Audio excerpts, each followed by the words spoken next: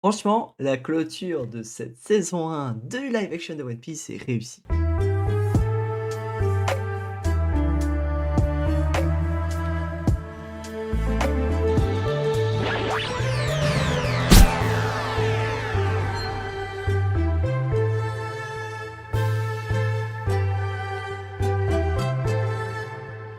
Et bonjour à tous et à toutes, j'espère que vous allez bien. On se retrouve aujourd'hui pour la review du dernier épisode et l'épisode 8 de la saison 1 du live action de One Piece. Cet épisode va regrouper du chapitre 82 à 96 environ, hein. On va pas chipoter pour quelques détails, mais c'est environ ça. Sur ce, comme d'habitude, je vais dire les points positifs et les points négatifs. Je vais pas faire une review avec d'abord un court résumé et ensuite mon avis, puisque on n'a pas le temps et on a plein de choses à dire. Allez, c'est parti. Bon, je sais que j'en parle à chaque fois, mais le logo, la dernière fois j'ai oublié d'en parler, mais le logo est toujours très stylé, le logo de Harlang est vraiment réussi, et franchement, rien à dire sur ce logo, on va pas en parler plus. Truc très intéressant qu'on a pu retrouver dans cet épisode, et qui est instauré dans le manga originel, et qu'on a remis là, et qui est très cohérent par rapport à l'homme-poisson que doit être Harlang. Harlang est un mi-requin, mi-homme, et le fait d'avoir la reconstruction de ses dents au fur et à mesure, je trouve ça hyper intéressant de l'avoir remis. Ça nous permet de 1 d'avoir ce cycle dentaire qu'ont les requins et de le remettre, et ça a été hyper bien réussi là. Certes, ils n'ont pas réutilisé la stratégie de Luffy d'utiliser les dents de Harlang pour venir croquer, c'était marrant dans l'œuvre originale, mais en soi ça aurait fait bizarre dans live action, donc je suis content qu'il ait pas remis.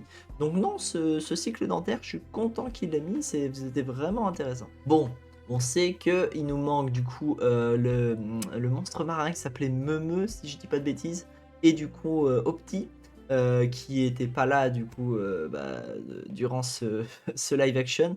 Ils les ont enlevés. Le fait d'enlever Meumeu, est-ce que c'est grave?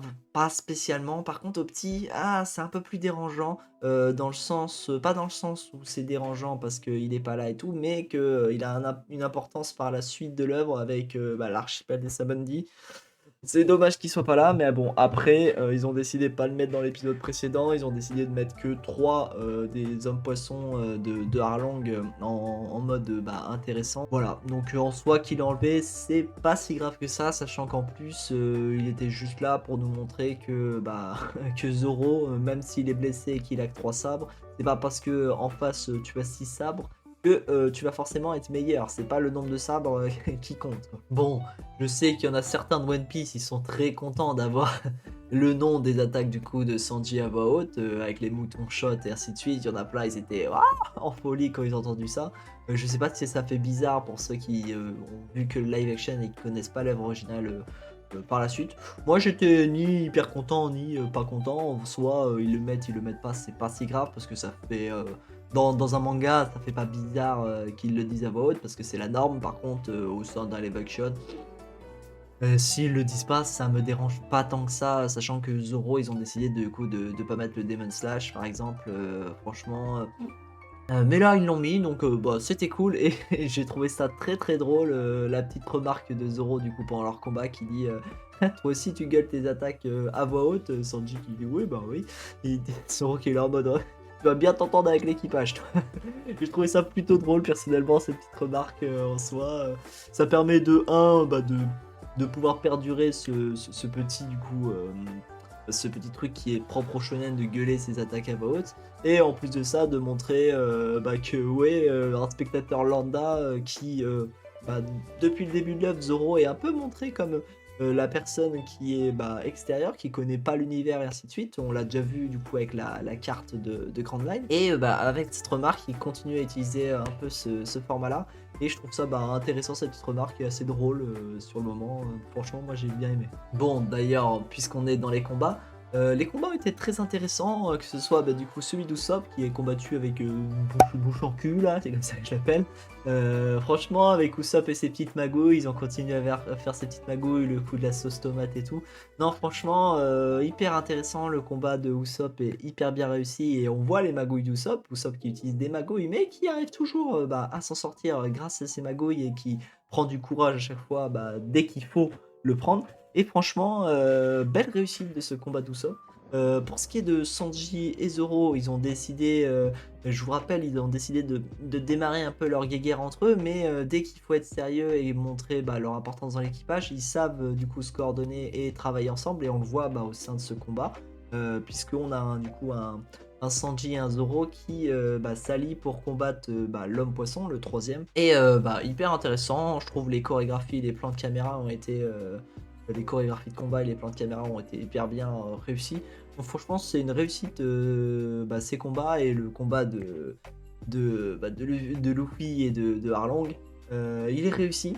Mais il y a un truc qui m'a dérangé, vous savez, dans la review précédente, j'ai un peu mélangé points négatifs, points positifs, donc là je vais le faire aussi. C'est l'épée d'Arlong. L'épée d'Arlong, c'est censé être une scie, bah, du coup, qui die, logique. Et là, j'ai l'impression qu'ils ont mis l'épée juste histoire de mettre l'épée parce qu'elle était dans le manga original. Ils auraient pu ne pas la mettre du tout. Enfin, personnellement, ils l'auraient pas mis du tout, ça m'aurait pas dérangé. Je sais qu'il y en a plein qui auraient râlé. Personnellement, ça m'aurait pas dérangé. Parce que là, je trouve que ça faisait cheap. C'était vraiment pas fait. C'était juste pour mettre la scène où Luffy vient péter la scie. Mais est-ce qu'elle a de l'importance si tu fais pas une scie qui bouge? Personnellement, je suis un peu mitigé. Je trouve ça dommage qu'ils aient mis, bah, du coup, cette scie. C'est soit tu la mets pas et puis voilà, c'est pas grave, tu fais le choix de pas la mettre. Soit tu la fais complètement avec, bah, en la faisant bouger un peu, avec de l'animation, je sais pas, un fond vert ou n'importe quoi, ou même un truc fonctionnel, hein, tu peux. Mais tu fais pas un entre-deux, je trouve, c'était dommage cet entre-deux. Bon, par contre, pour ce qui est du reste combat, il était un peu plus court du coup que la norme, mais très bien réussi, surtout bah, la scène finale où Luffy vient péter à Arlong Park. Il ne pouvait pas ne pas mettre cette scène mythique, hyper intéressante, hyper bien réussie. Rien à dire là-dessus. Et j'ai trouvé ça hyper intéressant que bah, ils aient mis le soutien de Garp par la suite. Donc on voit Garp et tout ça qui arrive. Et enfin le soutien officiel de Garp à Luffy dans son rôle de pirate. Et j'ai trouvé ça bah, hyper intéressant d'avoir fait ça. C'est cohérent avec bah, cette espèce de réflexion qu'avait Garp dans tout le long de ce live action. Et bah, du coup le résultat qui en découle ici.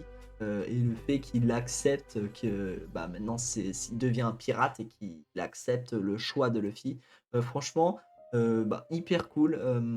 Surtout, enfin, voilà, rien à dire de plus, franchement, c'était bien réussi. Le seul bah, défaut du coup de ce soutien de Garp, c'est que bah, par la suite, va falloir qu'ils viennent recontraster et faire en sorte bah, de rappeler à Garp que bah, c'est un vice-amiral de la marine avant tout, parce que bah, ça pourrait avoir des problèmes par la suite, surtout s'ils vont à Marineford. Bon, maintenant, comment parler de ce chapitre sans parler des avis de recherche? Les avis de recherche, franchement, c'était une belle réussite. Le fait d'en plus les amener avec tout le monde qui commence à voir bah, que Luffy commence à avoir de l'importance, qu'il a son avis de recherche et tout, franchement c'était bah, hyper intéressant. Surtout qu'ils ont mis la petite tête de Usopp comme c'était prévu à la base. Non franchement, et la remarque d'Usopp en mode «Eh regarde, je suis là!»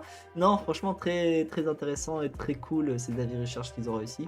Et le fait aussi du coup pourquoi j'ai centré sur ces chapitres-là, c'est parce que le dernier chapitre que je vous ai donné, donc le chapitre 96, c'est ça. On voit du coup Mihawk qui va voir Shanks et tout, et on voit comme on commence à avoir le lien entre Shanks et Mihawk. Et en fait, c'est le moment où Mihawk va amener la vie de recherche à Shanks et il festoie et tout.